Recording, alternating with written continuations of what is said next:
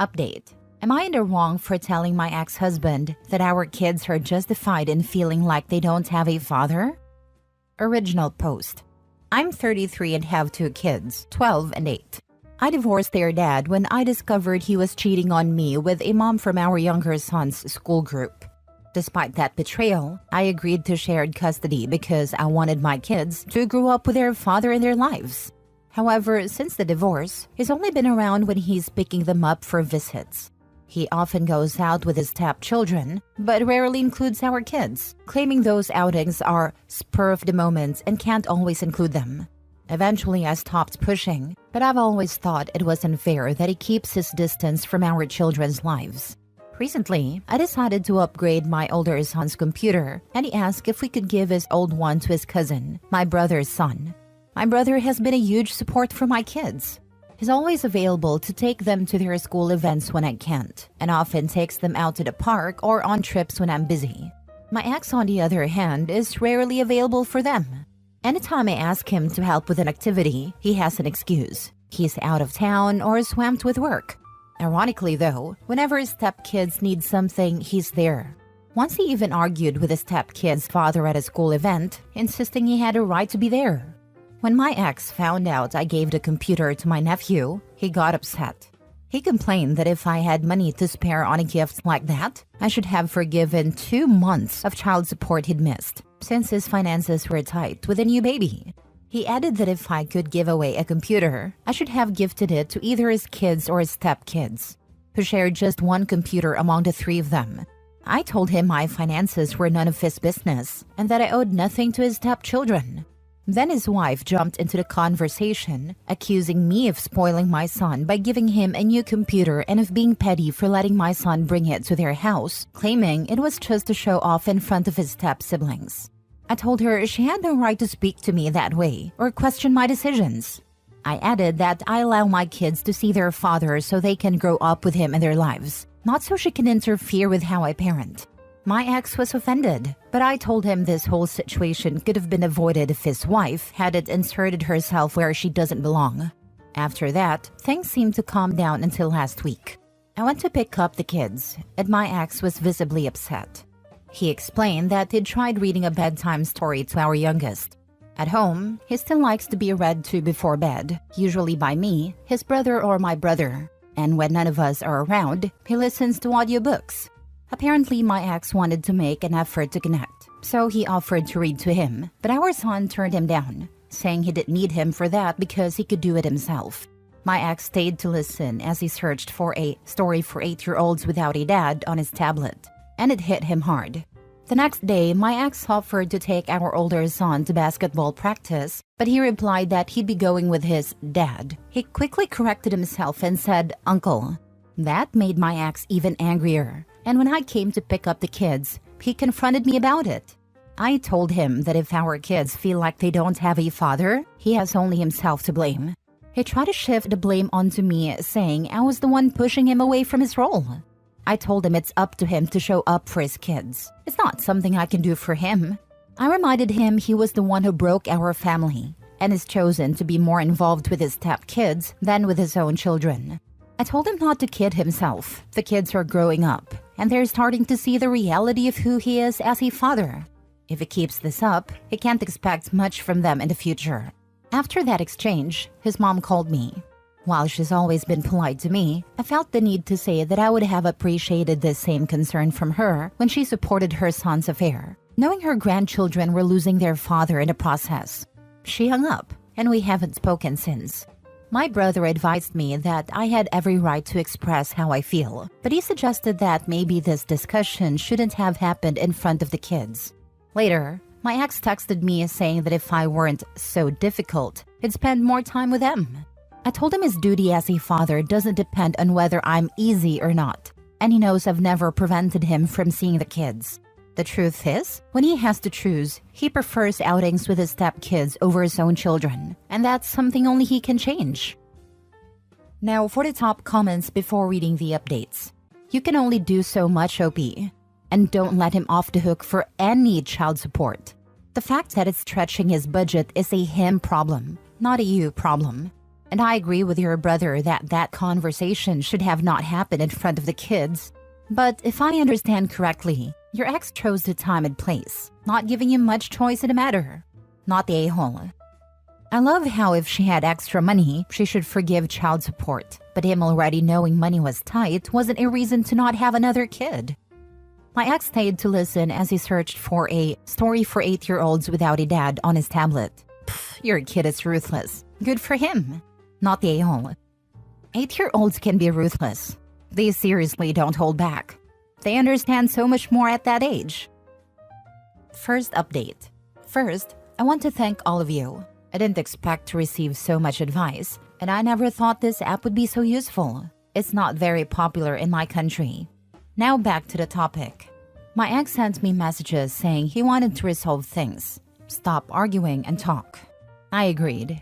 He came to my house and we didn't beat around the bush. We went straight to the point. He asked if I really thought he was a bad father. I replied that, looking back, I never would have chosen him to be the father of my children. He said it wasn't easy for him, and I answered that it wasn't easy for me either, because I've been taking on both his role and mine. He told me he couldn't leave his stepchildren without a father because he had already broken their family. I replied that in doing so, he left his own children without a father. He started crying and told me it was my fault, saying that when the infidelity happened, I refused to forgive him or go to couples therapy. I kept telling him things that, I'll admit, were unkind, but none of them were lies. He asked me if I felt sorry for him given his current state, and I said no. He told me he didn't think I could be so cruel. I replied that when I changed jobs, pulled my kids out of school 2 months before the term ended, moved houses, and watched him disappoint our kids over and over again, any empathy I might have felt had turned into apathy. He left after that. His mother called me as saying she knew what I had told her son. She said he hadn't stopped crying and that she didn't understand how I could carry so much hatred and hurt him like that. She told me I should just get over it. I answered, with all due respect, what I said wasn't out of hatred but truth. If your son is crying, it's because he's finally facing the consequences of his actions. Maybe instead of worrying about how he feels now, you should have taught him how to take responsibility and treat people with respect. She said I didn't know what it was like to feel a mother's love and see a child suffer. I replied that I do understand because I have 2 children who cry over a living father. 2 children who see their dad being a father to other kids when he doesn't have time to be a father to them. She said he was sorry, and I told her not to put words in his mouth and to stop calling me about anything related to her son. I hung up. I wanted to cry so badly, but I'm a damned mother, and I don't have time for that. I want my kids to feel safe, loved, and strong enough to not need anyone, not even me, to be themselves. Last Thursday, I took my kids to their cousin's birthday party hosted by my ex-sister-in-law. I still have a good relationship with her. She was the one who told me about the infidelity and that her mother was encouraging it. My ex showed up alone and irritated. My kids kept their distance from him. They kissed his hand but then ignored him completely. My ex-mother-in-law told the kids they should show more respect to their father. My eldest replied that he doesn't show respect for me since he and his partner talk badly about me. I scolded my son, not for what he said but for how he addressed his grandmother. I told him it was wrong to eavesdrop on private conversations and repeat them. Then I asked him to gather his things because we were leaving. My ex-mother-in-law asked me not to leave, saying the kids were having fun and we could resolve this as adults. She asked my ex what he had said, and he claimed not to remember. I told her I didn't care. She said we should be good parents. I replied that to be good parents, you need to be good people first. My ex was getting agitated. My ex-mother-in-law asked why we couldn't have a civilized co-parenting relationship. I told her everything I've mentioned here, about his free will to see the kids, and how the second custody agreement isn't working since he only sees them some weekends. My ex didn't want to discuss it, saying he had too many kids at home. My ex-mother-in-law told him the only kids who should feel comfortable are his, and the comfort of the others should be provided by their biological father. My ex wanted to end the conversation because his mother was scolding him for being a careless father. He also said it was my fault. I asked him to clarify how it was my fault. You can see the kids whenever you want. What more do you want? He started yelling, claiming I was only being petty because I didn't really need the money since I earned more than him and had fewer kids to feed. I told him I wouldn't continue the conversation and that I'd show him what being uncivilized looks like by filing for the overdue child support payments. His mother asked what I meant by overdue payments. I explained that he was 3 months behind. She was furious, slapped him, and demanded to know what he had done with the money for his children. He answered, I couldn't let JR miss out on attending the same school as my son. I didn't want him to feel inferior. My ex-mother-in-law said she couldn't believe it, and they started arguing. I left. For context, my youngest son attends a private school, and my ex pays for his stepson to attend the same school. Yesterday, my ex-mother-in-law came over and said she would pay the overdue fees. She brought the money in cash. I knew my ex would be furious. Here's some context. My ex-mother-in-law doesn't work, doesn't own anything herself, and lives with my ex-sister-in-law. However, she does have significant savings from her inheritance. If she pays the tuition, my ex knows there won't be much left for him when she passes, even though she's still healthy. He's been asking her for years to invest some of that money in his business ideas, but she's always refused. My ex's retaliation was not picking up the kids this weekend. Yesterday, my ex-sister-in-law called me. She doesn't know all the details yet, but apparently my ex's 15-year-old stepson punched him in the mouth. She said she'll let me know exactly what happened once she finds out. And before anyone asks, the new custody agreement will likely take a year to finalize. The court says the overdue payments are the priority, and the rest can wait. We have more urgent cases. At least his mama finally got some sense her son is a POS. He obviously fed her a line of BS when she was defending him. He's her baby boy. He would never do no wrong, etc., etc.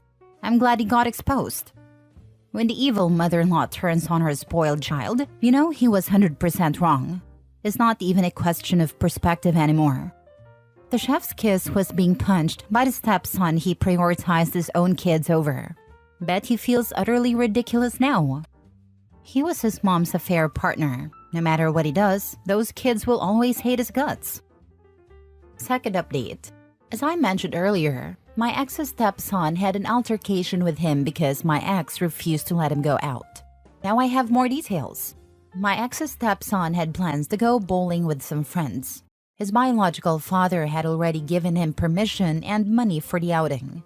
However, when he told his mother, she said he couldn't go because they needed him to stay home and watch his younger siblings. My ex and his wife had planned an outing and needed someone to stay with the kids. This led to an argument. The boy raised his voice to his mother and my ex stepped in to demand that he respect her. The boy replied that he wasn't his father. Trying to maintain authority, my ex told him that as long as he lived under his roof, he had to follow his rules. The boy ignored him and turned away. My ex followed him and touched his shoulder to get his attention. At that moment, the boy turned around, punched him, and shouted that he wasn't his father and could never compare to him. The mother scolded him for his behavior, but the boy, still angry, shouted back that he hated her. This version was shared by my ex and his wife with my ex-mother-in-law. My sister-in-law later related to me. They went to see my ex-mother-in-law to try to gain her sympathy and convince her to take care of the kids, the 2 stepchildren and the baby, so they could go out. However, my ex-mother-in-law told them she would not take care of the children. When I spoke to my ex, he mentioned he was dealing with family issues and claimed that the boy's biological father was turning the boy against him. He didn't give me many details and omitted most of what my sister-in-law had shared. He simply informed me that, due to the situation, he wouldn't be able to pick up our children this weekend. The 15-year-old boy is now staying with his biological father. As for what I mentioned earlier, my ex was 2 months behind on child support. And that same week, he was supposed to make another payment. He didn't, leaving him 3 months behind. In the end, his mother was the one who covered the overdue amount. Regarding the child who attends the same school as my son, it's not the 15-year-old involved in the altercation. It's the younger stepbrother who is 8 years old, the same age as my son. I decided to enroll my son in that school when the affair became public. At the time, I was working as a kindergarten teacher at the same school and the boy had been one of my students. We all knew each other, and to protect my children from rumors, I transferred them to a private school. This happened 2 months before the school year ended. Thanks to the circumstances and the support of some kind people, we managed to get them admitted. Wow, dude's so thick he can't see that the only person turning the kids against him is himself and his actions. Did he think that all the children in the marriages he destroyed would be understanding or something? Dude sounds like a narcissistic tool who will still be blaming you for turning the kids against him when they go no contact with him after they turn 18. Wait, so a fair partner's son was in your kindergarten class, and you transferred your son to a different school to get away from them, and they moved a fair partner's son to that school too? Seems rather crappy of them. But they are siblings now. They got to get along. Last story. Am I the a-hole for telling my girlfriend to stop telling me how to spend the money I won? I live in the UK and I recently won a life-changing amount of money. By this, I mean enough to quit my job and never work again. I live with my girlfriend and told her about the win. She was excited about the fact I'd won, and we started talking about what to do with it. We live in quite a deprived part of the UK, so my girlfriend immediately started talking about moving to a city and living somewhere nicer. I said no to this, as family and friends are nearby and my parents are both quite ill, so I don't want to move far away and have to travel far to see them. She said we could look at cities that aren't too far, but I again refused and just said we'll look at a nice house in a better part of the town we live in. She said she doesn't want to continue living here if we have this much money. I told her it's me who has won the money, so she doesn't get to tell me how to spend it. She just said she wants to move away, but I reiterated that it's my winnings, not hers, and the final decision is mine. She said I wasn't being fair by not considering it, but I told her she was being unreasonable for expecting to dictate how I spend the money. She said we're a couple and should be making the decisions together, but I told her that some things aren't up for discussion and that I'm not moving away. She just called me unreasonable and said I should be considering her opinion on it. Am I the a-hole for telling my girlfriend to stop telling me how to spend the money I won? Now for the comments. Do not get married to this woman without getting thorough legal advice on how to protect your assets. And I'd add, don't have a kid with her either. Don't leave debit or credit cards around. Change all passwords and bank statements. Don't tell anyone else about this, and laugh and say it was only $10,000 when people start asking questions. Always lie and say you have less. Recently won a life-changing amount of money. Pretty crazy how often this seems to happen on here. Some people really underestimate what is required to be able to quit and never work again. Financial literacy is quite low. When people win such massive amounts, they get the itch to spend. Forget the money for a moment. There's an existing incompatibility issue with not wanting to live in the same type of area. If that can't be solved, nothing else about this relationship, including how to spend the money, matters.